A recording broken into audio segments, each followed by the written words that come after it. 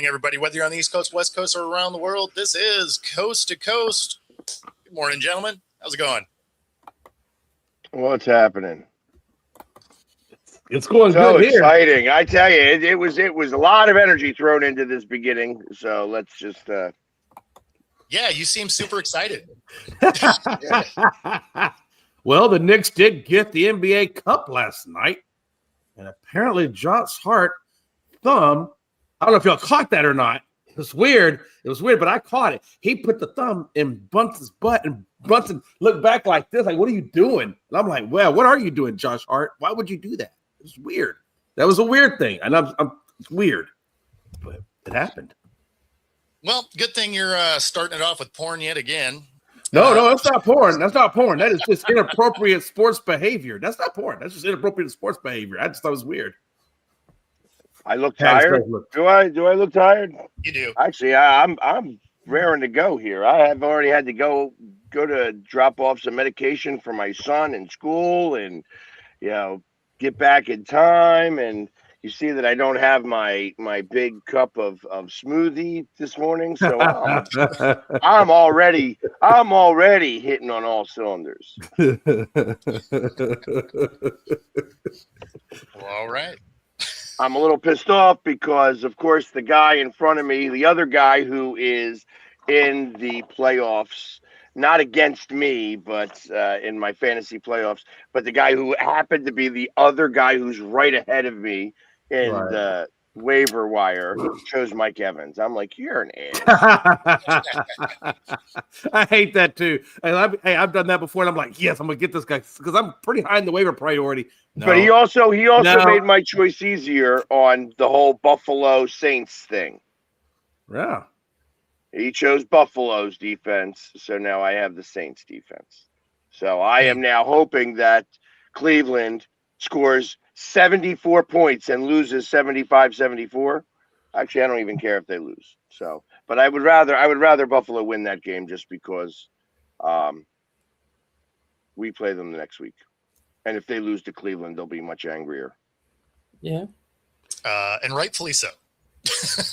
I'd be mad to lose to Cleveland also.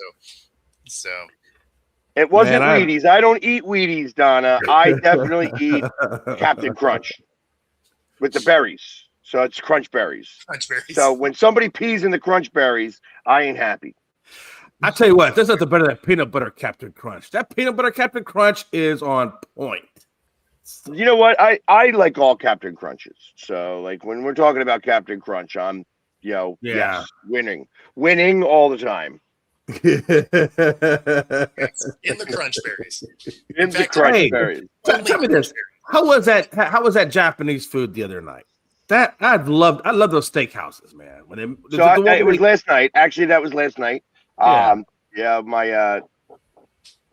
My girlfriend's grandson turned 3, so we went to a place called Taku, which is or Taku, or I don't know, Japanese steakhouse, a hibachi type situation, and it was pretty good. It was really good. It was a lot of fun, and he got his presents from me, and he slept with. He didn't even take them out of the box. He got monster trucks, like Matchbox monster trucks, and slept with them in the box. Oh, that's in bed with him. So nice. And it's funny because he calls me Paint. I am Paint and no paint. So last night, obviously, I was no paint. So. That's kind of funny, actually. So but he does Eagles chants and all this other stuff. Of course, the moment I got the camera on him, he got shy. But he knows the whole fight song and everything, and does Eagles chants. He's been raised the correct way. So. Wow. And it's funny because there was another raised the Philadelphia way. I don't know if it's the correct way, but it's the Philadelphia way. So, and there was a 2-year-old also who was chiming in on the other side of the restaurant. So the 3-year-old was screaming at EAGLES Eagles, and the 2-year-old on the other side started screaming back. So it was kind of fun for every other adult in the room. Can't can't you just go into a room and not be Philly sports guy? I don't think that's possible. Well, you know what? Yesterday it was somebody actually said, "Hey, are you that guy?" While we were at dinner. So I think there was a kid. There was another kid on the other side of the hibachi who I think knew who I was, but because I wasn't painted up, they didn't want to be like, "Are you that guy?" Yeah. Kids are usually a lot more shy. Adults don't care. They're like, "Hey, do I see you? Do I know you from somewhere?" You look familiar. Right. Now, where kids don't care is if you're like, they see something broken or you're in a wheelchair. They're like, what happened to you? Then you see their parents like, shut up. Shut up. What are you doing? Yeah, that's awesome. So, Yeah. but yeah, it was a lot of fun. And then, like it says, I rarely show my family life, but that was kind of one of those things. It was like, you know what, let's do this. It's, kids go a lot more viral than a painted face does. So Yeah. So that is for sure. We did it for the clicks. Yeah. Yes. Donna, hey, don't get mad at me, man. Frankie was the one that shared the clip to me, and I saw it, and I told the guys about it. It's not me. And you thought that was the first thing that came to your mind was I should talk about this thumb. Got it. Well, you don't see it every day in sports shows or entertainment games, whatever. I mean, it was weird. There's a reason for it. I know. Yeah, no, in fact, true. it wouldn't have got brought up here at all. No, but I couldn't let that happen. We had to talk about Josh Hart and the Knicks. So it was the Spurs versus the Knicks. Yeah. Which I also think could very well be a preview of the championship games. You think the Spurs are going to take out OKC ultimately to get there? I think that they have a real strong potential. I tell you, I obviously them winning that lottery for Wembyana and all this stuff. Like I feel like all these lotteries are fixed. Like it's just I don't believe them anymore. You know what I mean? I just don't believe that. Yeah. That it's untainted. So that was done purposely. And it was done purposely for Popovich. So I know that guy's like 125 years old and he's not coaching the team anymore, but he is. Who is the coach of that team? I don't even know the guy's name, to be honest. I know what he looks like. I don't know his name, though. He was Greg Popovich's assistant for like 3 or 4 years, and then he was the intern. The one who used to coach the Sixers? No, not that guy, right? No, I don't think so. Hold on. Mitch Johnson. Got you. Yeah. So. You think, and like I said, you think the lottery is more of a ruse so the NBA can kind of move players where they want them to go, but use it under the disguise of, hey, it's the lottery type thing. Yeah, the lottery thing is there's too many ways you can manipulate it. I mean, it should just be if you have the worst record, you get the first pick. Like it's one of the things I like about the way the NFL does it. Right. I think that at least that there should be like tiers on the lottery. You know what I mean? The top 5, the top, the next 5, the next 5. You know what I mean? Kind of do it that way. But I feel like that they coddled Wembyana. They did not want him to go to like a place like the Sixers, and that's why they screwed the Sixers. You know what I mean? It's anything they wanted. Like they are still like bitter at the Sixers for doing what they did, even though every other team does it. Just our guys talked about it, and then they put in some asshole who had to create burners accounts all over the place. And yeah. No, I mean, the lottery thing is just, it's dumb. Like if you have the worst team and they just never win.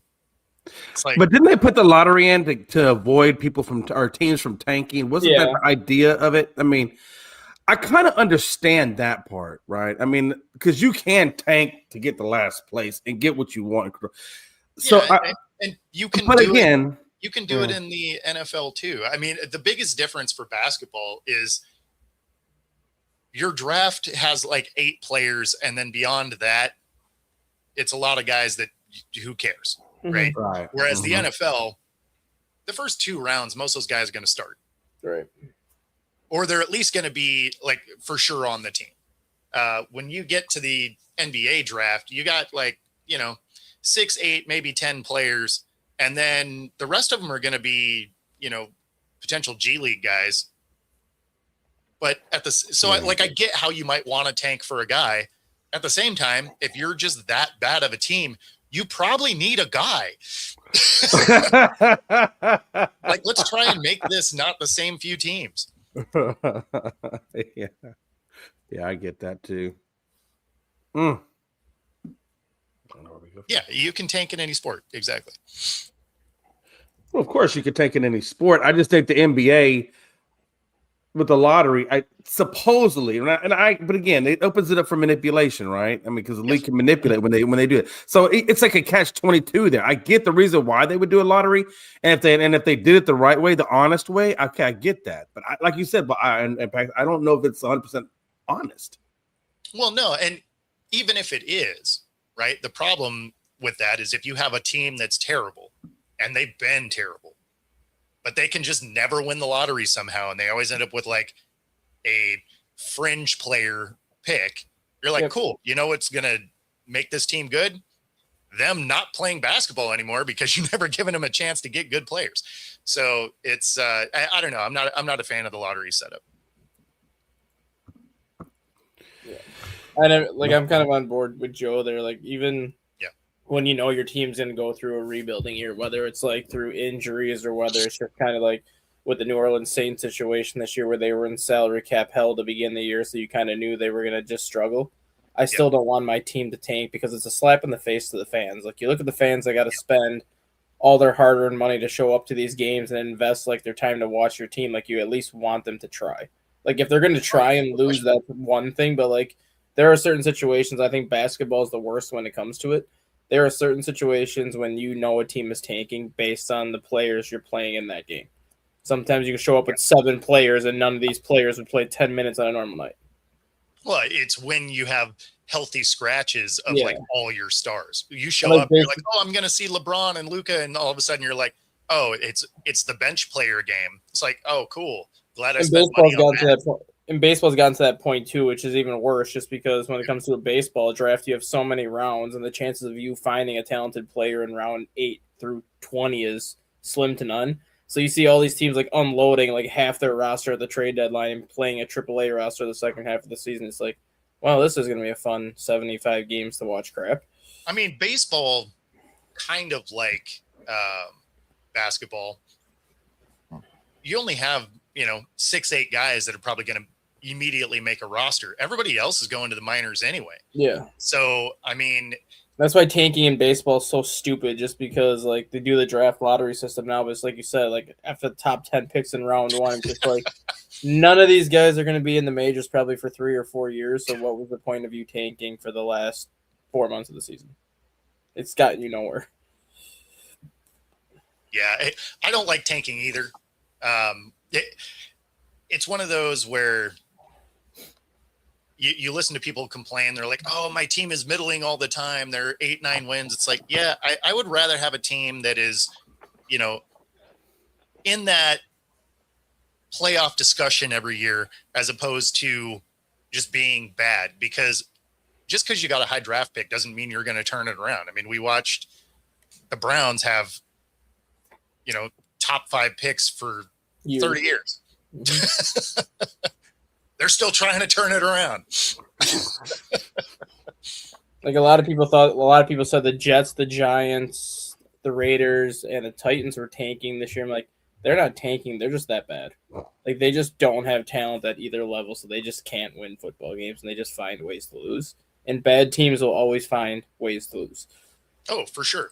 And Donna, the problem when they're tanking is people are still wanting to go watch their team. Yeah. And if they're not putting the effort in it, you're not going to watch, right? So, I mean, nobody wants to see a bad product because they're trying to be bad. If they just happen to be bad like the Browns, then it is what it is. But but you at least want to see them out there trying to win. Hey, curious. And the NFL is a completely different animal in comparison to other sports. Yeah. Of course. And so it's because you have such a limited amount of games, and these guys do get paid a lot of money, and there is the other team, you know what I mean, that you get to watch against. So it's like, think about every Browns fan, for every game that they won this year, they are trolling the other fan base. Yeah. Like, you guys suck worse than us. You know what I mean? That's kind of funny. Question, Bo. So it looks like Vegas and Seattle are the expansion favorites, and Silver, I guess, is going to make a decision at some point pretty soon. I think after the 26th season. No, he's deciding in 2026. So when when the NBA playoffs end this spring is when that decision is going to be made. Yeah, that's because the end of next year is when the TV contract comes up. So the new TV contract is going to launch with the new teams. Yeah. So yeah, Seattle and Vegas are supposed to be the front runners there. It's just there's also been talk about some teams moving, so that'll be the real question on if that also comes through. I wonder if it goes back to Seattle though. Would they be able to be called the Supersonics again, or yes, they do? Okay. Yeah, so we retain the name.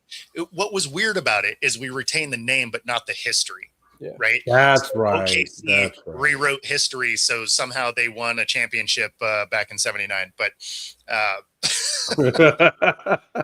so that's a little bit weird. But yeah, we got to retain the image and likeness and all of that.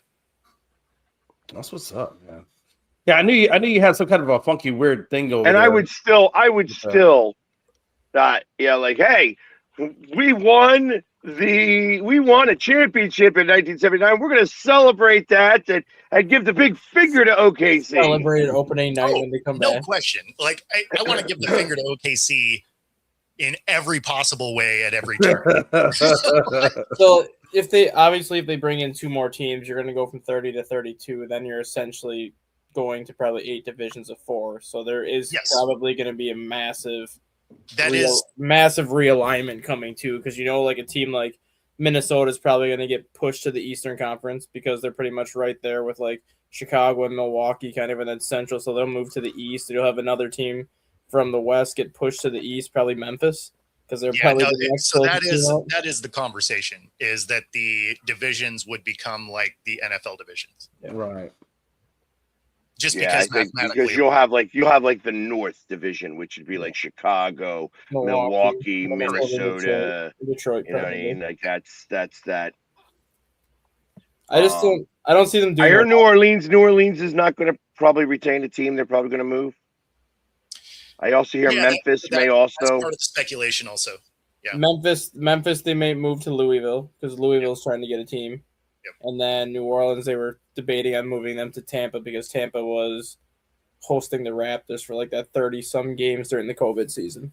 And Tampa actually had some very good attendance when Toronto was actually there.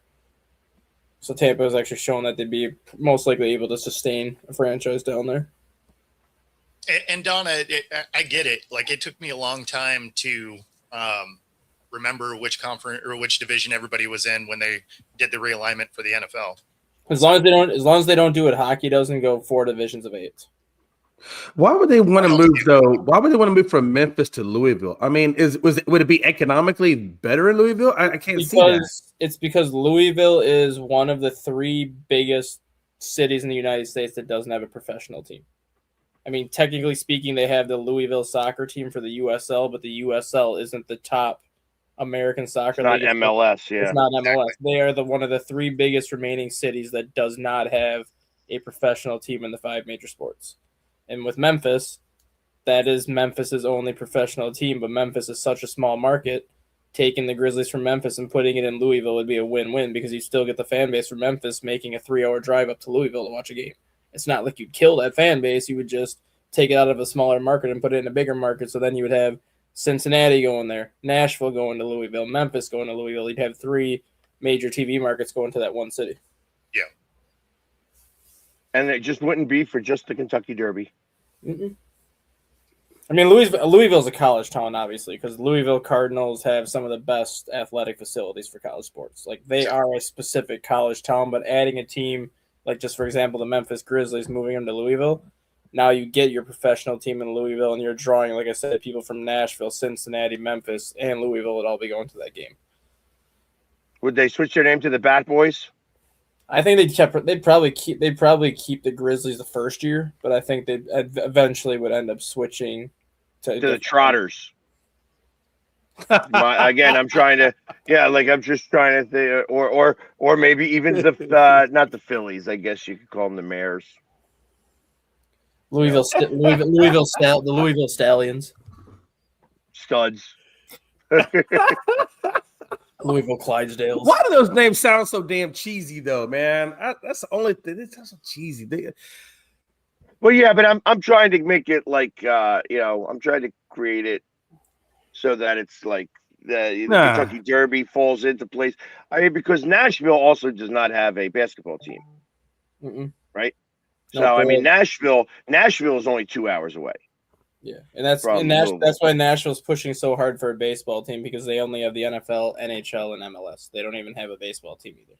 That's why Nashville's pushing. They really should find a city that's got a lot of space, and then just build the sports complex like right there in between, right in between, Memphis and Louisville and Nashville, and just put it right there. I mean, they've got a lot of space. I tell you, they got a lot of space around the Kentucky Derby. It wouldn't be that much. I mean, again, that's in Louisville, but I mean, they could do it all right there. And that's another reason why Tampa's trying to get the NBA team too, because you have the uncertainty of the Tampa Bay Rays, where if Tampa Bay Rays end up relocating, no, they just fixed that. They just fixed that roof. They did, but they have a new owner, and the new owner is very adamant in moving the team to Orlando. Which, if you move the team to Orlando, you're only an hour from Tampa Bay. So, I mean, that's not that far. But Tampa's still going to want, like, another major sport in Tampa if they lose the Rays. So that's kind of why they're trying to get the NBA team as basically their insurance policy in case the Rays end up moving to Orlando. Well, you can switch it to the Miami Marlins, and if you put it in, like, Icala, something like that, that's, like, halfway between Orlando and Tampa. Problem is that Orlando have the Magic, do they not? It's the basketball team, so you can't really. The Magic. But they have, like, I think they said the new owner of the Rays just bought, like, massive land in Orlando. So he is planning to build a baseball stadium for the Rays in Orlando. It's just a matter of when he does it. Got you. Because then if you get an NBA team in Tampa, then they would just share the same arena as the Tampa Bay Lightning. It just makes it easier. Right. Well, and that's not really in Tampa either. That's they call it Tampa, but I guess that's like where like the Florida Panthers. You can't call them the Miami Panthers because they play in paradise. Yeah. Baseball just doesn't seem to do well in Florida. Because I've seen from Miami and Tampa, it just doesn't seem to. I don't know if it's the culture that maybe they're more of a basketball or football oriented type of thing. But. Weather. I mean, yes, you have the retractable roof in Miami, which is never open. But who wants to go to Florida and sit out at 95 degrees with 100% humidity for 3 hours during the middle of summer when you have the ocean and so many other things you can do? And the reason why he's trying to move it to Orlando is because then you could get families coming in for Disney, where you could be like, oh, okay, you're going to have a 3-game series and watch baseball, and then you have 2 games in Orlando or 2 days in Orlando to go to Disney. Yep. So, and that's like a 5-day trip where you can bring the whole family down and it'd be worth it. And, or be like, hey, we're going to partner with not just Disney, but with Universal Studios. ESPN is also owned by Disney down there too, so then you can partner with ESPN for all that stuff down in that area. Yeah, but ESPN is losing a lot of share. They are. They used to own the share of everything, and now they don't have. They're losing it left and right. poor decision making and woke culture has been killing ESPN. And it's like, I'm not going to blame the woke culture, but I will say poor decision making absolutely has been doing this in general. So to answer Donna's question there, the proposed Orlando baseball stadium is basically a 35.5 acre site on International Drive, which is right near attractions like Aquatica Water Park and SeaWorld. So there's like a large area of land behind Aquatica and SeaWorld that SeaWorld owns right now, but the new owner of the Rays is purchasing that land from them. You know what they called that? The Navy base. It used to be the Navy base. That was where boot camp was. Yeah. On International Drive. It's supposed to be a 45,000 seat retractable roof stadium with see-through glass in the outfield. They better put it in the right direction so that you don't have the sun blaring down on your face. The sun would be coming from like third base side and then first base side when it's set. So it'd be coming from the sides as opposed to behind home plate or from the outfield. That's how the design is supposed to be. All of a sudden, it's a pitcher's park if you can't see the ball. Yeah. You want it to be, though. I mean, you look at what they're playing in the minor league stadium right now, the ball flies out of there. Tropicana Field has always been basically a hitter's park because the fences are so short. Like, you want to make that a pitcher's park when you have to face Aaron Judge and some of the hitters you got to face every year. Yeah, but your guys aren't going to hit either if the sun's in your face. Yeah. Yeah, it'll be interesting because, like Peg said, a big reason for that is the attendance at Tampa has just been so terrible. Even like the year they made the World Series, they still couldn't sell that stadium out for playoff games, which is kind of pathetic and sad at the same time. So moving it to maybe like Orlando and having an opportunity where, all these families are going to be going to Disney, but they're not going to do all these parks every single day. They're going to have a couple days off. That gets them here. The days they don't want to do a park where they can just relax and watch a baseball game. Still close enough where you can leave and do everything else that you want to do. Yeah. We'll see. We'll see if it actually works. Who knows? Yeah, that's interesting. Yeah, I mean, I don't know why in Florida, why wouldn't they just build, and I don't know, Tampa, why would they just build a retractable roof? I mean, they know how hot it is there. I mean, I don't understand why these people still have these open airs. I get it because it's in the iconic stadiums. But when their new ones are coming out, why not just do a retractable roof? Financially, it just makes more sense to me. Tampa doesn't have the room for it. That's the problem. For a retractable roof? Yeah, they don't have the room to like build where they want to build. That's why they have to keep using Tropicana Field because they don't have room to build a stadium where they want to build it. That's interesting. I was just thinking, why not just tear down the whole stadium and just re-put the new stadium where that stadium was? Because then they'd have to play at Steinbrenner Field and not have any income coming in. And when you own a professional sports franchise, you kind of want some people to show up. Because George Steinbrenner Field is not even the Rays stadium; it's owned by the Yankees, so they're not even getting full. Yeah. They're not even getting full revenue right now. They only get a portion of that revenue. The only revenue that I'm aware that the Rays made last year on their home games was concession stand and merchandise sales. All ticket sales went to the Yankees organization because it's their stadium. Yeah. So the Rays really weren't making much money anyways because obviously your ticket sales are going to be more than merchandise and concessions.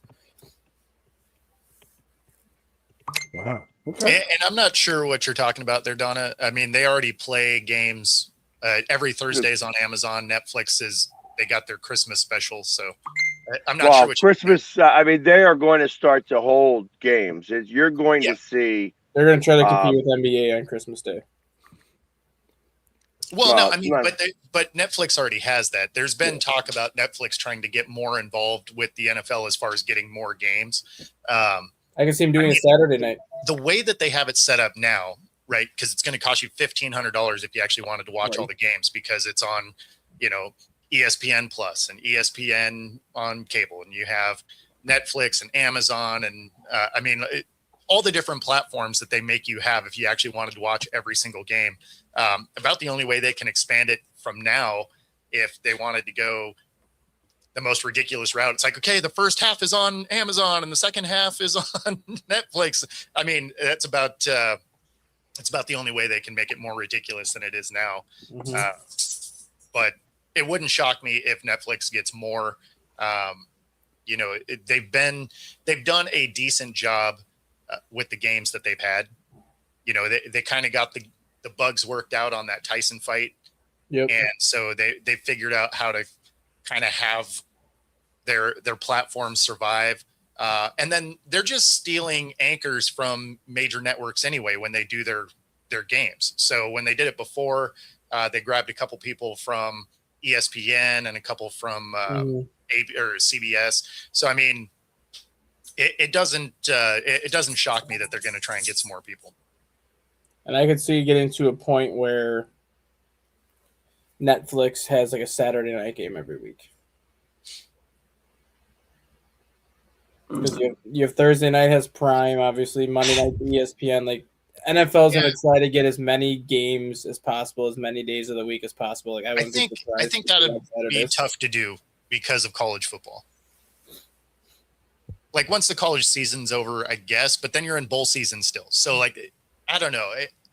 That would be a tough one. I could see it being a Friday game since you already have Thursday games. But or they do how ESPN does it now, where when you have like the double header nights on Monday night.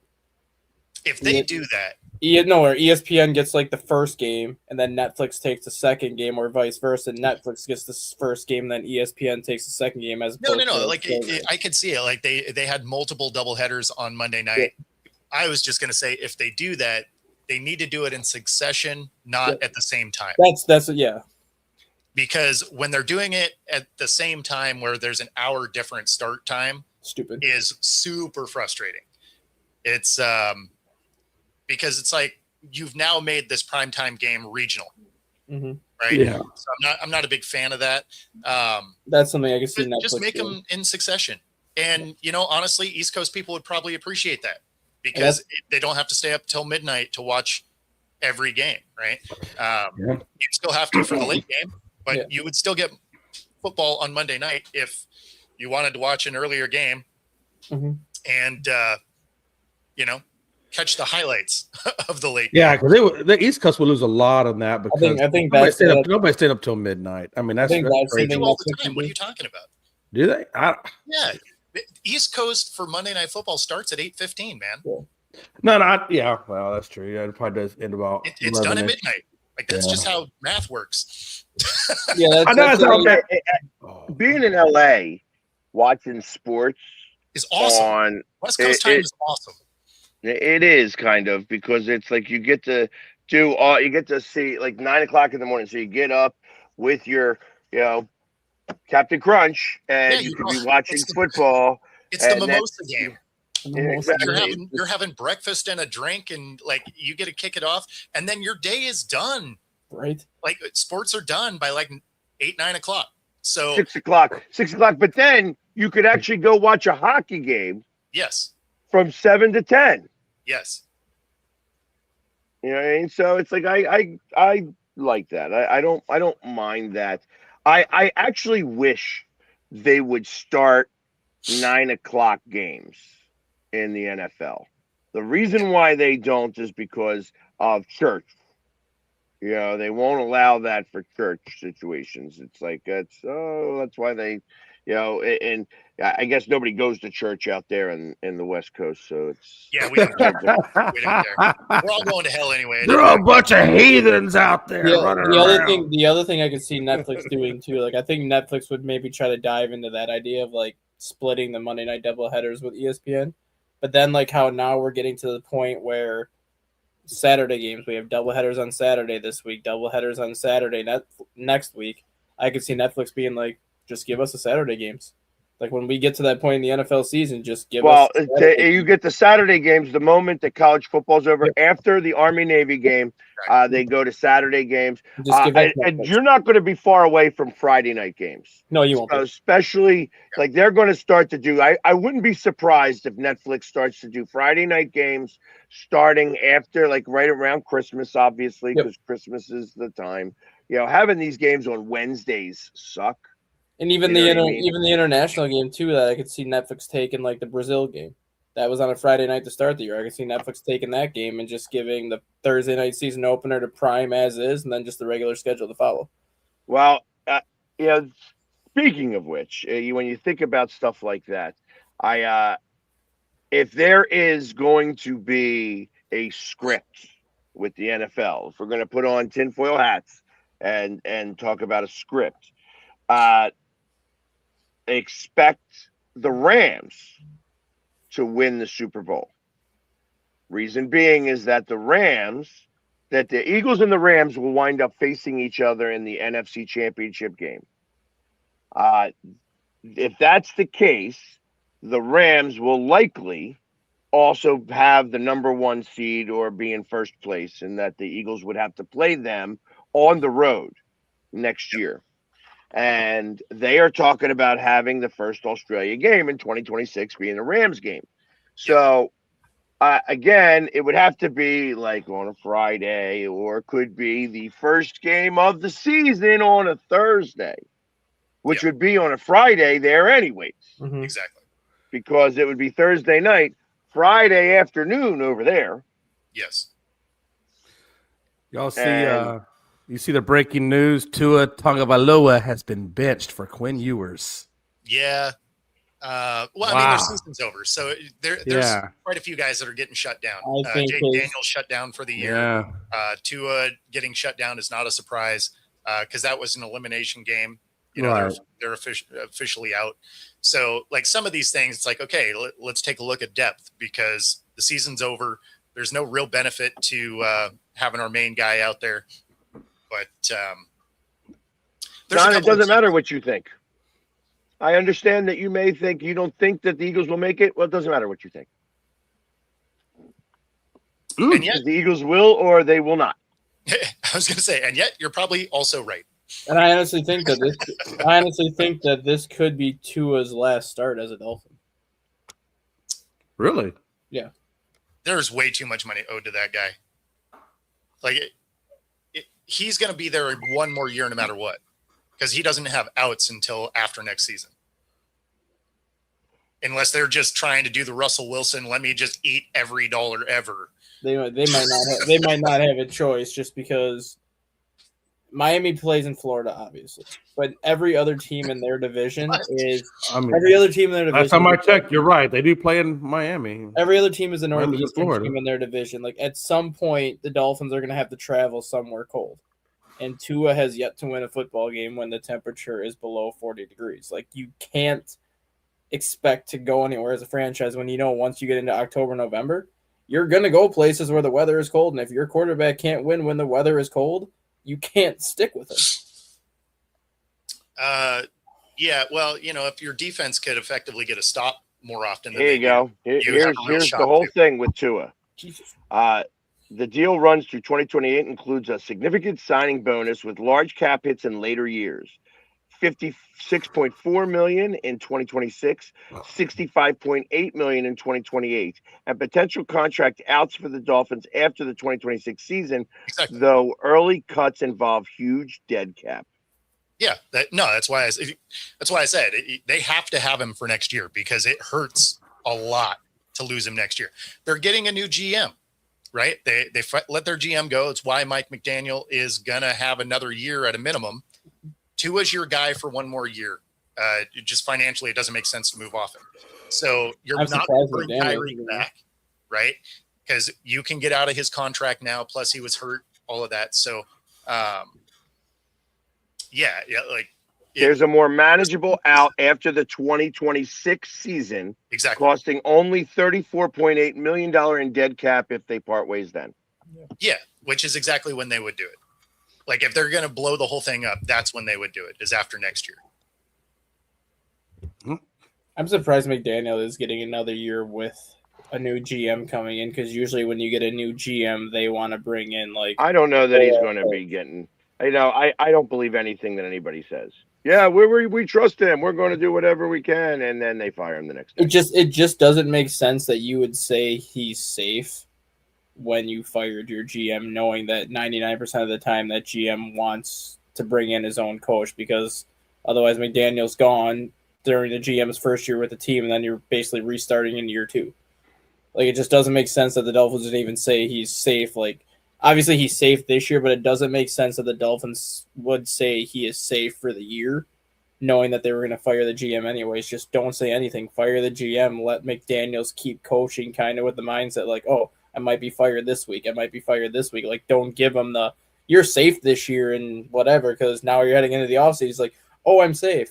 2 weeks later, like Peg said, oh, I'm not safe. A new GM is here. No. I mean, those things can happen for sure. I think it's just because of where these guys are in their contracts. It's interesting because also I see Saquon, well, not Saquon Barkley. I saw on ESPN where they were talking about AJ Brown possibly could get traded next year. That's what I was going to ask. Oh, yeah. I was going to ask Peg. I could see that. Peg, does AJ Brown seem out of shape and slow this year? Or is it just me watching him? He just seems like he has lost like a lot of his speed and athleticism running his routes. I feel like it's no, I don't know that it's that. I look at it more as that he has lost interest. Yes, that's what I was going to say. He just doesn't. He's just disinterested in the whole program. You know, it's I liken it to the same type of situation that's going on with Nick Castellanos and the Phillies. Like that, he just kind of is signed off on the team. He's just like, yeah, I'm going to do what I got to do as a baseball player, and I would love to do a 1-for-1 with Justin Jefferson. Yeah, I mean, I was going to just say it's not the same situation with Justin Jefferson. Like, at least AJ Brown can still get the football. Justin Jefferson can't even have passes thrown in his direction anymore. So obviously, if I would be losing interest if I was him in that aspect, I'm like, it's like, hey, I'm open. Oh, I guess I'm going to just sit here again. Yeah, so it's like I look at it as, I mean, they've been forcing AJ Brown to get the ball, but the last game, like I said, there were a couple of plays, or against Steven, there were a couple of plays where he just, didn't go all out, and because he didn't go all out, he missed the touchdown. Yeah, like 2 touchdown plays, and the one short arm. That's a big one. When you short arm a play and everybody sees it, that's an issue. So, yeah. So is he going to be traded? I can't answer that question. Who wants him? You know what I mean? That's the other thing. I'm sure lots of teams would say that they want them. But it's going to be a matter of the price tag. Yeah. I'm about to say, Frankie, I was like, maybe New England might want to put the opposite of Stephon Diggs. Now that Frankie mentioned that, I am not going to be shocked to see the Patriots go after Jamar Chase. Because you have all the rumors and rumblings going on about Joe Burrow is going to try to get a trade. If you trade Joe Burrow, Jamar Chase is going to ask for a trade next. And if the Bengals are going to trade Jamar Chase, they're going to want picks. Why not go for the team that has the most picks, being the Patriots? Send Jamar Chase to the Patriots. You get picks. Patriots get their number 1. You line Jamar Chase up with Drake May for 3 years. Because then that's when both of their contracts expire, and then you can figure out what you're going to do from there after 3 years. Yeah. And then when it comes to Joe Burrow, you're going to want picks for him too, but essentially we'll just use Minnesota as an example because that's one of the 4 teams that has been linked to him. You could trade Cincinnati J.J. McCarthy for Joe Burrow and picks. You wouldn't have to give up as many picks.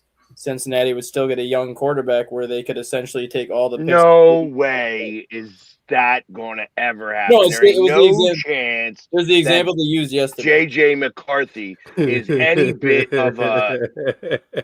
No, he's not. No way that Let me give you a backup quarterback and some picks, and you give me Joe Burrow, please. It was the example they used yesterday where that could be the trade they used to get rid of Burrow as a 1-year, just stopgap, where you at least are getting a quarterback to fill in for next season, whether you suck or not. And then you figure out what you're going to do in the 2027 draft. For you wouldn't trade for McCarthy. Yeah, I think Chase to New England I could see happening just because of the pick situation and how many picks New England has. It just falls perfectly in line with Cincinnati's going to want to do. Yeah, but how many? Like they have 11 picks. I hear you. Like the Mhm. Eagles have 10 picks, so it's not like it's a matter of a big deal with that. Picks are easy to come by right now because there's other teams that are straight out mortgaging their future Mhm. to do that. I mean, so when you think about that in a real sense, like how many first round picks does New England have? 2, maybe at the most 3 this year. Yeah. And they're going to be down in the lower end. So trading their pick isn't really as exciting as, a top 5 pick. Great. Sure. More breaking news out of the Dolphins 4 minutes ago. They have now released Matthew Judon. Yep. So that's one of the better edge rushers for over the past 6-7 years in the NFL. So he's now available to be had for a playoff team if they want to go get him. Well, it won't be the Cowboys. They're not a playoff Not team. with our 1% chance and a shoestring. It's not even a full 1%, man. I know, man. Is it like 0.5? Thank you for being on my Cheerios a little bit more, Bo. Thank you so much. It's like a 0.8. It's a 0.8. So we're gonna floss, right? We're shoestring. Yeah, We're you're rounding up a little bit. I just need the Eagles to lose 3 games. Come on, the Commanders to win twice. Come on, Commanders. Yeah, good luck with that. No, I didn't. I don't know why the color is a little weird today. Just is for whatever reason. I don't know. But anyways, yeah, so I don't think that's it's going to be a picks type of situation. I think that there is a better chance where you could see AJ Brown traded for it wouldn't surprise me to see like a 1-for-1 going to Cleveland For Judy? or Garrett. Oh, I think Cleveland would want more than that for Garrett. They'd want 1-for-1 plus picks. Garrett is that team right now. They really have no. I mean, Shedeur Sanders might be like the quote unquote savior is what the Browns fans think he is, but Garrett is the face of that franchise and he is that team. Which one was this good win again? Sorry. No, but I'm just saying the way the fans the way the fans feel in savior, Cleveland. you got to beat good teams. No, you I'm can't just saying the way beat the up on fans two feel. teams going for the number 1 pick. But I'm saying the way the fans feel in Cleveland, like they've wanted Sanders to start since basically week 3, and it took Cleveland that long to start him. Like Garrett's been the face of that franchise since he's been drafted. Like if you're gonna get rid of him, you're gonna want more than just a 1-for-1. Yeah, you're not giving up the defensive player of the year and realistically going to be the sack leader for nothing. Like you're not doing that. That'd be dumb. Yeah, but that's the Cleveland Browns. Agreed. Cleveland, I don't think they bungle that part up. I think what they do is they get the picks they need for them, and then they waste them on guys that'll never be anything. right. So would you trade Myles Garrett? Would you trade Myles Garrett and the quarterback that's not playing ever again? Gabriel? No. Deshaun Watson. No. I just think, I wouldn't take a flyer on Deshaun. can they release him? No, I don't want the flyer. I'm just saying you get rid of that mess. Oh, I would just cut the guy. Can't you I cut wouldn't him even next mess year? around. I would just take the cap hit and cut him. Isn't his cap hit not that bad next year? Well, it's because they restructured his deal. That's So what I thought. basically his contract today now has another 4 years on it. Yeah, so And so it makes the cap hits more palatable.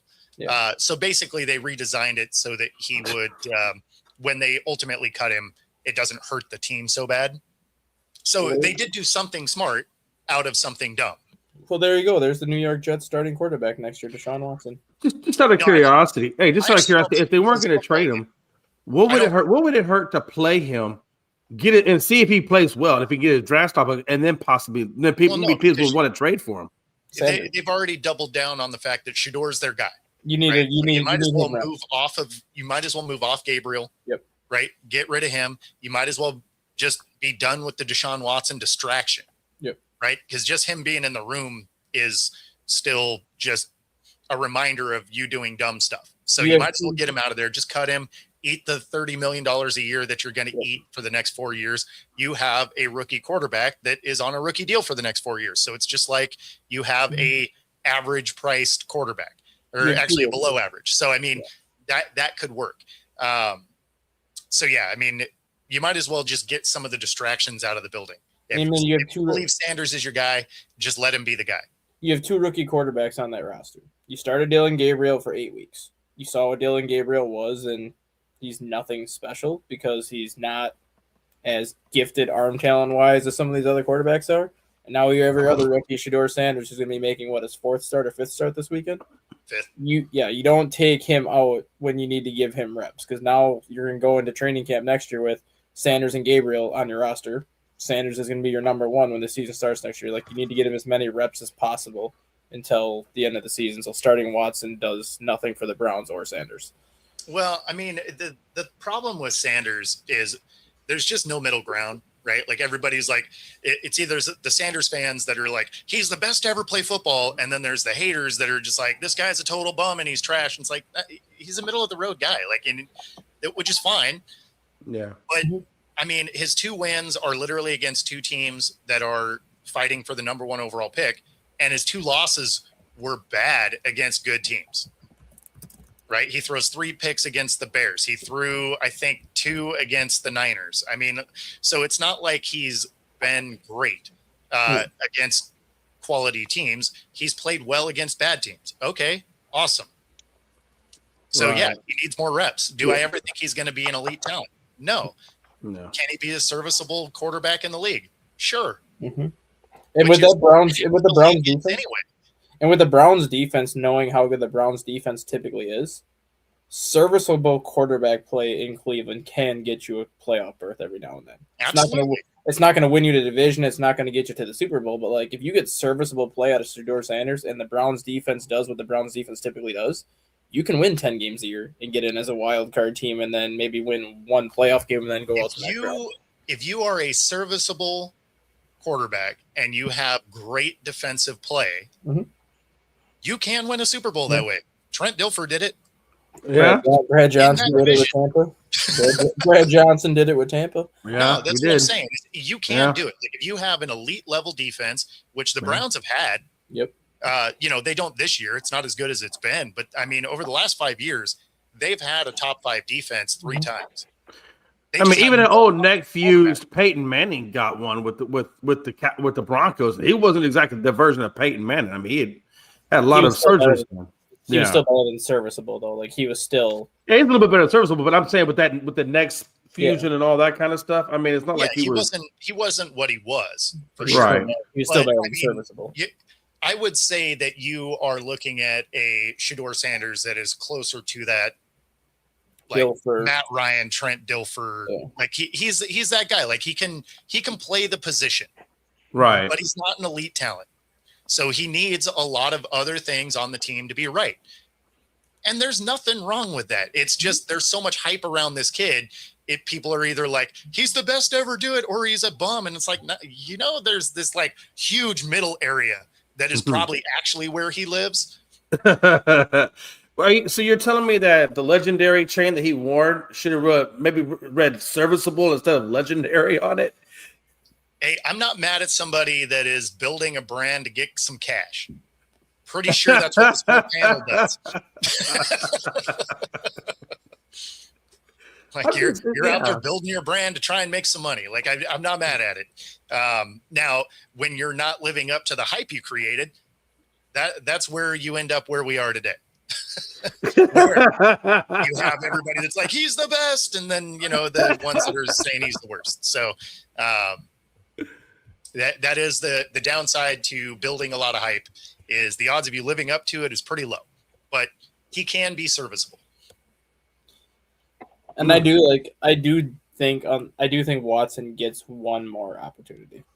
And like I said, I think the Jets would be the only team willing to give him that opportunity. Sure, yeah, another dysfunctional team maybe takes a flyer on him, but I mean, realistically, you haven't seen good football out of this dude in 5 years. Yeah. So why even mess with it? You might as well get some of these other guys that are kicking around. I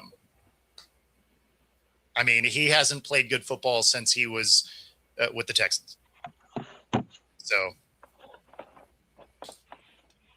yeah. I mean, that whole massage gate really just took him down bad, man. Well, I he mean, just never. It started before that because his holdout. Like, he hasn't played good football since he held out. And then the injuries started to pile up after that because then he had the shoulder surgery and then the Achilles and then the Achilles. Yeah, he's been hurt every year. Obviously there's the off the field distraction. There's the holdout. Like, it's been so long since he played good football. I mean, he had one good start and then a few like decent starts and then some bad football in Cleveland. Like that's what he's had since he left the Texans. So, I mean, I don't know why you would kick the tires on him. There's other guys that are around that have played better football more recently than what Deshaun has. Yeah. Send him to the UFL. Let him be the face of the franchise there. No, I think he's just done playing football. Because it's not like he didn't get the $230 million. Like, it's fine. I'm pretty sure you can live off of $230 million. Yeah, well, we could, but athletes, the way they spend money, I don't know how Deshaun Watson spends his money, but at massage parlors, clearly. I mean, massages aren't that expensive, though. Depending on the services he's getting done, it might be. I mean, you would think $230 million is a lot, but I mean, if you got like $130 million, I don't care what massage it is, it's not that expensive. Yeah. Oh. And that brings us to the top of the hour. It sure does. Thankfully. So we started with the thumb up the butt and we end with the massage. So great. Just a weird show. Thanks for playing along. At least don't thumbs down the show. If you can like it, that would be great. Also subscribe. It does help us bring our content to you. Otherwise, we're going to get out of here. We'll see you tomorrow. Take it easy, everybody. Came full circle.